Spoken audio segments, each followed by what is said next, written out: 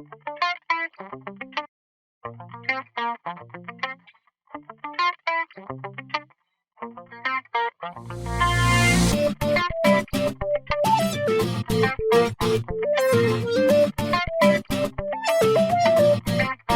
right, hey everybody, welcome to another episode of the John Morris Show. It's Monday, March 24, 2014, and today we're going to be talking about a category of one, branding and marketing yourself and setting yourself apart.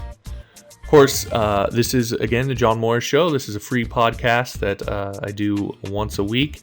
You can head on over to johnmorrisonline.com/podcast to see all of the past episodes of the podcast. To subscribe, you can subscribe on iTunes and Stitcher. Please do that now.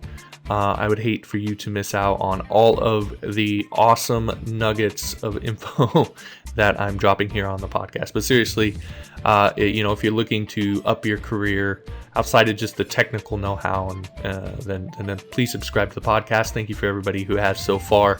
I really, really appreciate it.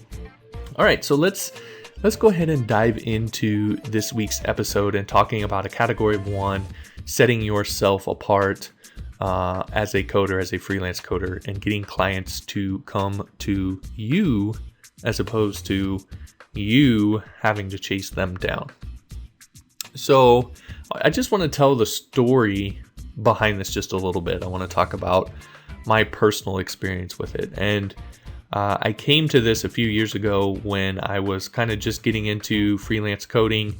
I had got a lot of the coding stuff figured out, but I was looking for ways to get better at getting clients. And I mean, the truth is that at the time I was in a really bad spot, and it was because I didn't have a good idea of how to attract clients.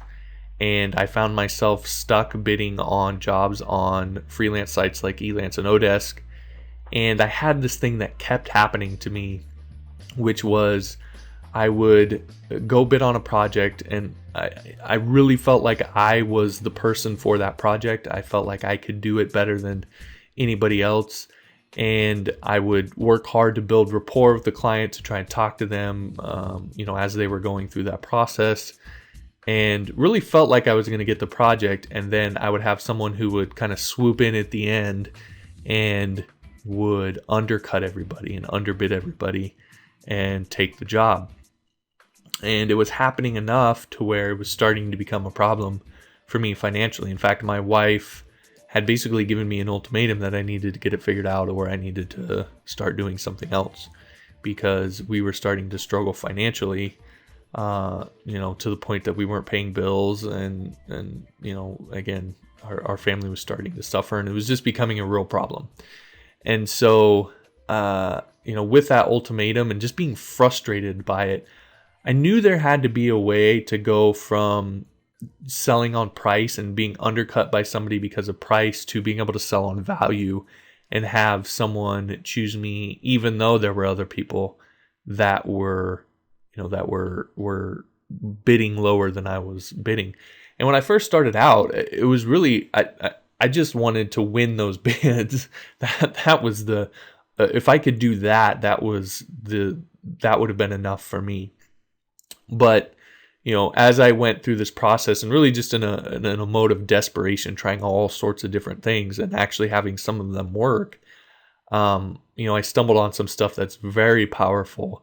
And actually now is beyond just winning bids. I don't even bid really on those jobs anymore. I don't bid on any open jobs. The only jobs I ever bid on Elance are when someone comes to me outside of Elance and says, "Hey, I do everything through Elance. Can we run it through there?" And then, I'll set that up. And even then, I don't go into an open bid. I actually send my clients a video. This is something you should consider doing. I send my clients a video that shows them how to set up a project, how to make it invite only, and how to invite only me. So those are the only kinds of Elance projects I bid on anymore. Ones where I'm the only one that's bidding on them, and I've already got the job. So And of course, obviously in a lot better space financially. And the really great thing I think is that I'm able to turn down most of the projects that I get offered. And that sounds kind of mean, like that would be great that I can turn stuff down, but it really is because before I was in a space where I had to take anything I could get, and that's a really bad place to be because you end up taking projects where you're not the best option. You're maybe not the person that can do this the best, and then you have to bid really, really, really low to get them. So you're just really unmotivated to complete that project, and you are a lot more likely to abandon it. And I hate to admit it, but I have, before abandoned projects, and that was why. And so again, it's just a really bad space to be in, where now I'm in a space where I turn down anything that's not exactly what I want to do with someone who I feel like I'm comfortable doing it with, and is at the cost or the price that I'm comfortable with. So everything is a lot more on my terms. Now, obviously, I have clients who, they don't necessarily want to play by my rules, and that's fine. I just don't work with those people, and I don't have to, because I'm financially stable to the point where I don't have to worry about that kind of stuff. And so again, and it all comes back to the things that I discovered. And the big thing that I discovered, one of the first real big awakenings, was what I call a category of one. And what this is it's a strategy for marketing and branding yourself. And so I want to make sure I put this into the proper context when I'm explaining this to you, because it can be really easy to overlook kind of the fundamental things when it comes to branding yourself. So one of the big things that I missed was understanding the context of a market and of the web in general, and understanding that the idea of branding and what branding really is and what marketing really is, and understanding the idea of positioning.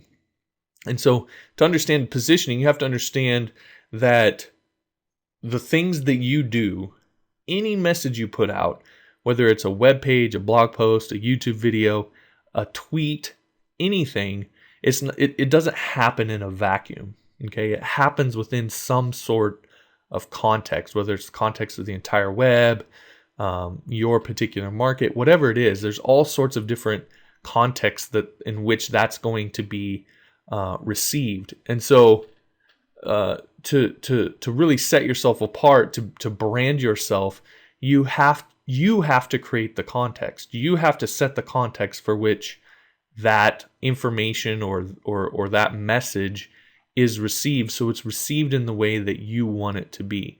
And so a lot of the foundational work when it comes to marketing and branding yourself is about creating context and about positioning yourself within the grand scheme of the web, and understanding that it's not happening in a vacuum.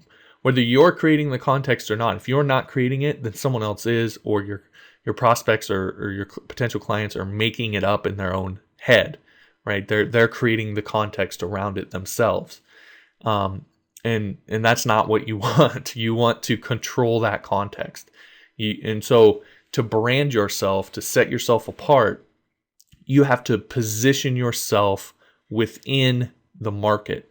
So you have to basically tell people where you stand within the market, what you are within the market, who you are within the market, so that they see you and understand you as that. And when they receive some sort of message from you, that it's within that context, and it gives them a way of understanding that where you're coming from a lot better, and it ultimately makes the message a lot more impactful. Now, the primary message we're talking about here happens to be would be like your hire me page, your portfolio that people are looking at when they go to hire you. If you send people to that page without any context, without having done anything before that, you're going to get a lot of junk through your hire me pages. You've probably seen it. I would imagine that even maybe some of the impetus why you're still listening to this is because you've gotten that kind of junk through your hire me pages, your contact forms, just people that contacting you about jobs and they're really not serious, or the stuff they're contacting you about is just they want the moon for, the price of a a flashlight, or however that analogy would work. But they just want so much for so little, or you just really don't even believe they're actually going to pay you when it comes time. So, if you're not creating context, that's the type of thing that you're going to get. Even when you do, you're still going to get junk, but it's going to be a lot less. And you're really going to hone in more and more on your ideal clients. So again, getting back to positioning, when I say a category 1 and say that this is a strategy, it's a positioning strategy. So it's about positioning yourself within the market of all the other coders that someone could hire to work on their project. It's about you positioning yourself within that context, within that market, and then setting yourself apart, standing out in a certain way so that you attract certain people. And now you're not going to set yourself apart to attract everybody. That's what you have to understand. You're going to set yourself apart to attract your most ideal client. And so the strategy of the category of 1 is about targeting a very specific market and then making yourself stand out as the only real good option within that market, so that you dominate that market, and anybody who wants that thing is going to come to you. So the example I use from my own experience is the market that I target. So I target online business owners who are building membership sites using WordPress and Wishlist Member. So you probably obviously heard of WordPress. If not, you can Google it and figure it out pretty quick. But Wishlist Member is a WordPress plugin that turns a WordPress blog into a membership site. It allows people to protect content and charge fees for access to that content. So, there's a fairly decent sized market for this kind of thing. And, there's 40,000 plus websites being built this way.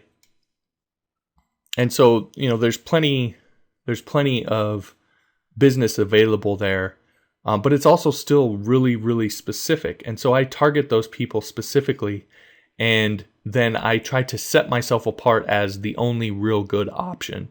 And so when you do that, you create a category of 1, a category where you are the only one in it. Now, that doesn't mean you are actually the only one in it. Obviously, there are other people in my market that are competing for the work that I do. But it's specific enough that I'm eliminating a huge chunk of potential developers out there. I mean, people, who don't even do web stuff are eliminated. People who, don't do PHP related stuff are eliminated. People who don't do WordPress stuff are eliminated. And people who don't do membership sites, and specifically membership sites with Wishlist Member, are eliminated. So I'm narrowing my market from billions and billions of potential clients to roughly about probably 15 to 20,000 people potentially.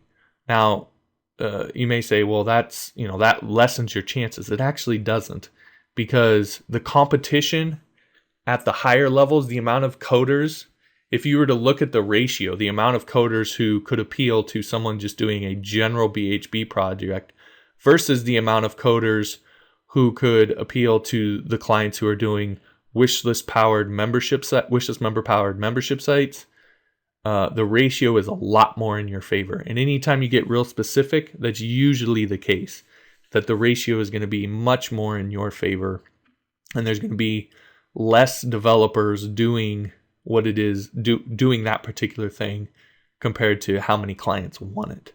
So, and I can say from my market, that's the case. There's really only a handful that are regularly doing this kind of thing. And then you get into, well, who's doing it well, who's marketing themselves well, so on and so forth. It gets, you can really become like you're the only one in that category. And so that's the idea. Target a market very specifically, and then market yourself and brand yourself well so that those people see you as really the only option. And then they come to you first, you attract them to you, and you can work with who you want to work with and work on the projects you want to work with. Right? So the big question is, well, how do I do that? How do I set myself apart in that way? And the first thing that you have to do, which is the hardest thing, that is to pick the market that you want to target. And this is the first step, but this is where I get the most pushback from people, because people will tell me, well, I don't want to limit myself. What if the internet changes and this thing suddenly goes away? I should be learning all kinds of different things so that I can adapt and this, that, the other.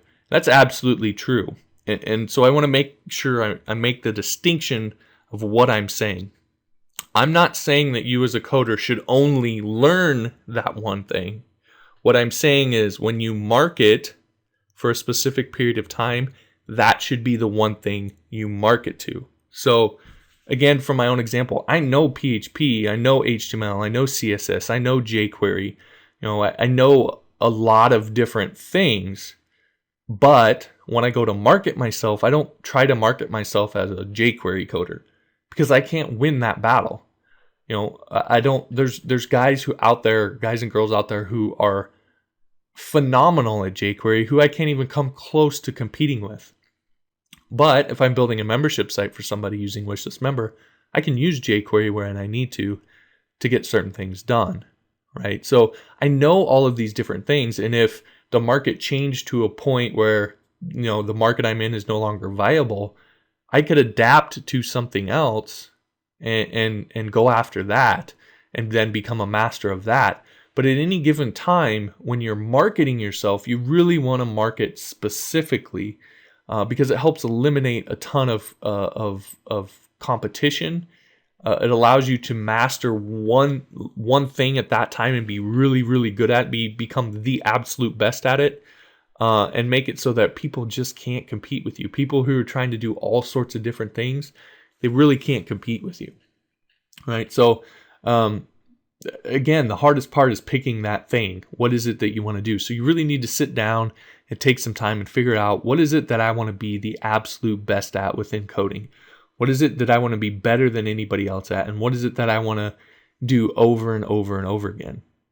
I don't do other things besides build membership sites using Wishlist Member. I get offers all the time for projects outside of that, and I don't take them. I turn them down. I turn down more stuff than I accept. If I have five things or 5 proposals, I might take one of them because it's a good fit, it's the right kind of project, and the person that it's with is someone that I feel like I could work well with.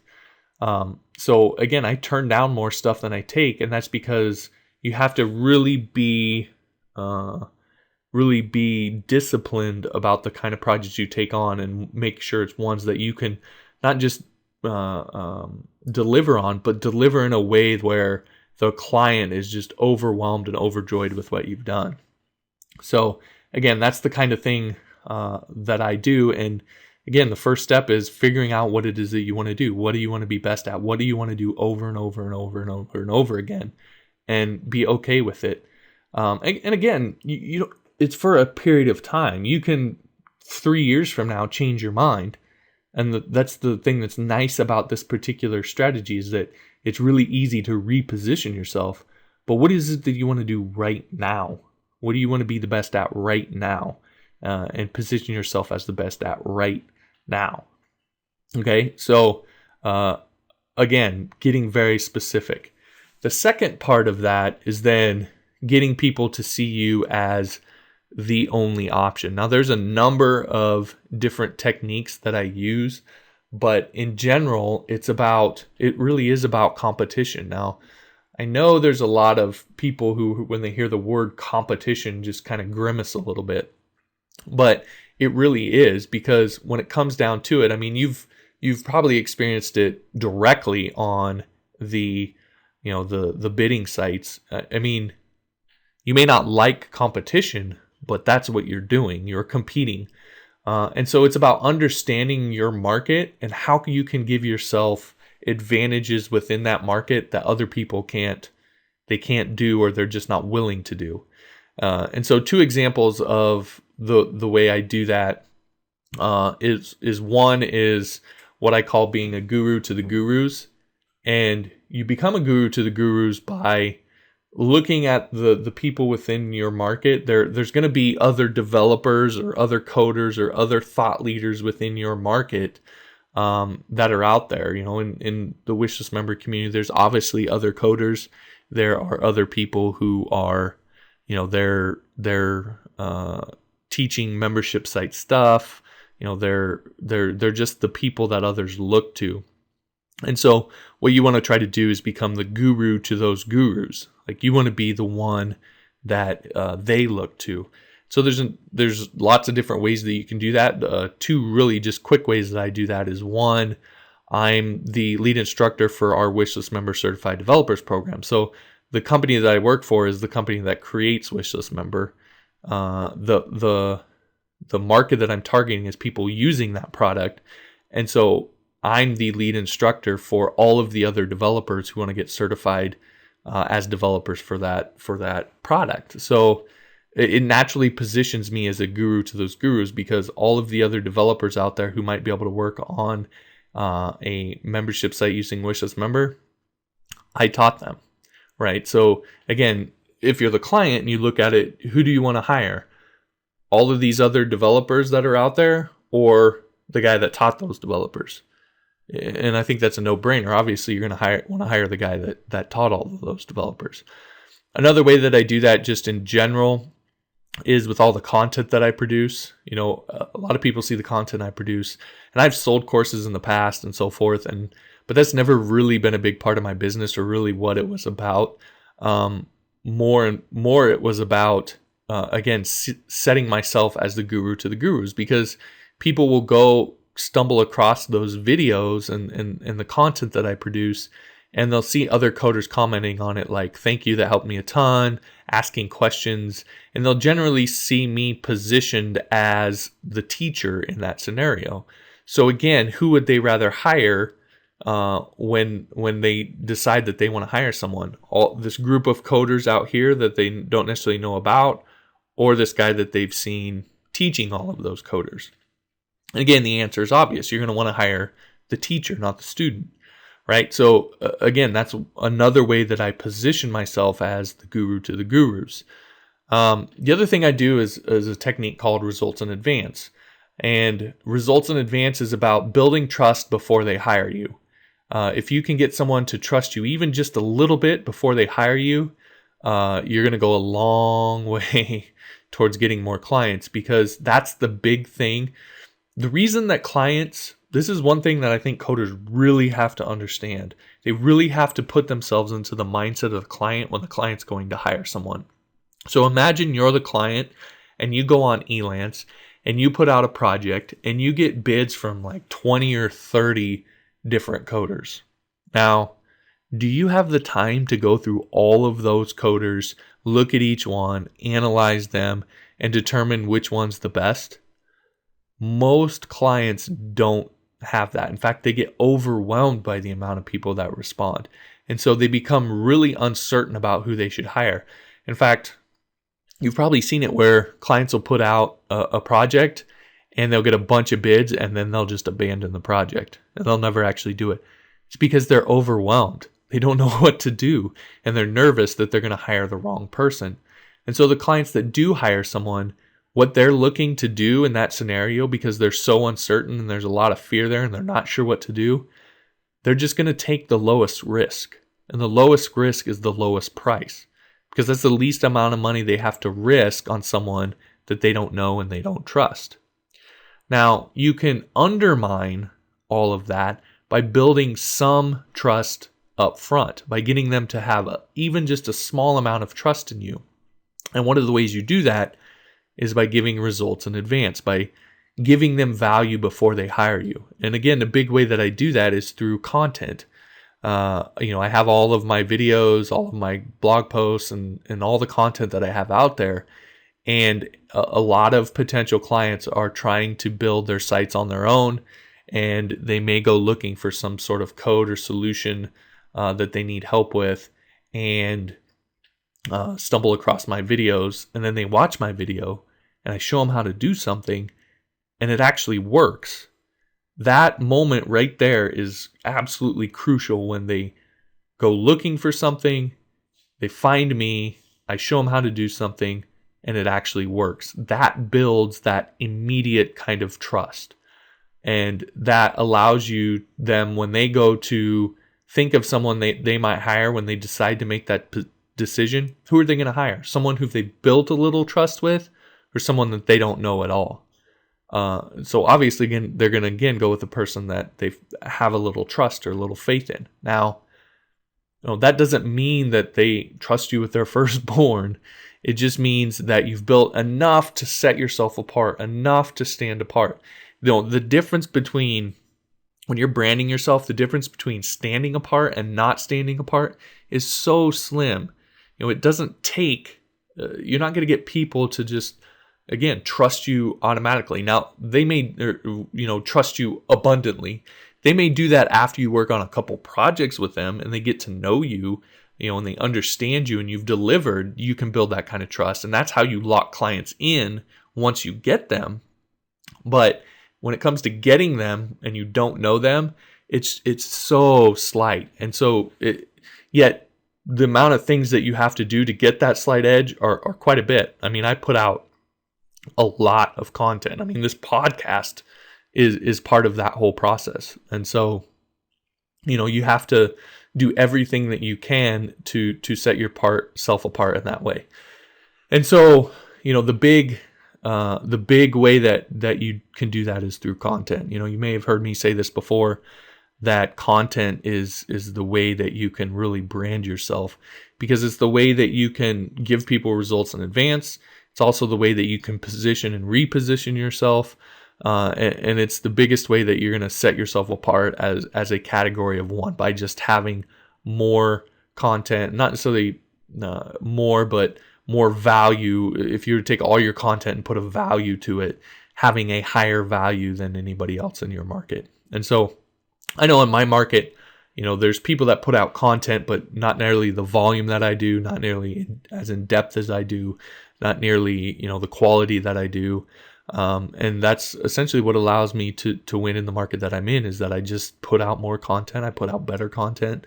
I care more about the content that I put out, and I try harder to serve the people that are in my market and my potential clients. So, ultimately that's how you win. So again, the strategy is a category of one, setting yourself apart, creating a category that really you're the only option in, or finding a category, I guess I should say, and then just creating value, giving people value in advance, positioning yourself as a guru to the gurus, and getting people to just trust you just a little bit, just enough to where you're the first person that they go to, and that you're the first person they'll contact, and they'll come to you as opposed to you having to go to them. And then of course you still have to do everything else right. You still have to communicate with them and go through the whole proposal process correctly and all the other things that everybody else is probably teaching you. But in order to even get to that point, you have to, these are some of the things that you need to do to create a category of one. Now, I just want to make sure I'm clear that this isn't the only strategy, this isn't the only thing that you can do. This happens to be the one that I know that works for me. There's lots of other strategies, and then when you look at those strategies, there'll be a whole bunch of different techniques that go with those strategies. But this is one that works really well, and I feel like anybody can do it in any market, well, except for mine because I'm already here. But in any market that you happen to be in, that you could pick, you can go in and you'll find, when you start looking for it, you'll find that there's probably not a ton of good stuff out there. There are some markets where there is, but a lot of the markets that are available out there, there's just nobody doing it really, really well. And you'll actually be surprised at how easy it is to dominate those markets. All right. So again, creating a category one, how to brand and market yourself to set yourself apart and attract clients to you. Hopefully you found the podcast helpful. Again, please subscribe on iTunes and Stitcher so you don't miss out on any of the wonderful content and just awesome nuggets of wisdom being dropped in here. But again, seriously, I appreciate everybody who's subscribed, who's listening to the podcast and giving feedback. You can do it on iTunes, Stitcher, or via RSS. Just head over to johnmorrisonline.com/podcast and you'll be able to see how to do all of that. If you want to connect with me on the social web, you can hit me up on Twitter at JPMorris, on Facebook.com/JohnMorrisOnline, or Google Plus / a little plus sign and then John Morris Online. I got that fancy name thing that they let you do now instead of a whole bunch of numbers, so I can actually tell you where to go on Google Plus. So it's plus.google.com/ a plus sign and then John Morris Online. So if you're not familiar with how that whole thing works. All right, so hit me up on the web. Be sure to head on over to johnmorrisonline.com/podcast to the show notes page for this podcast. And let me know what you thought. Let me know. Try it out. Let me know what you get out of it. How it's worked for you, and what questions you have, and what feedback you have, and so forth. I'd love to hear that. So again, head on over to johnmorrisonline.com/podcast, and I look forward to seeing you in the next podcast. Thanks.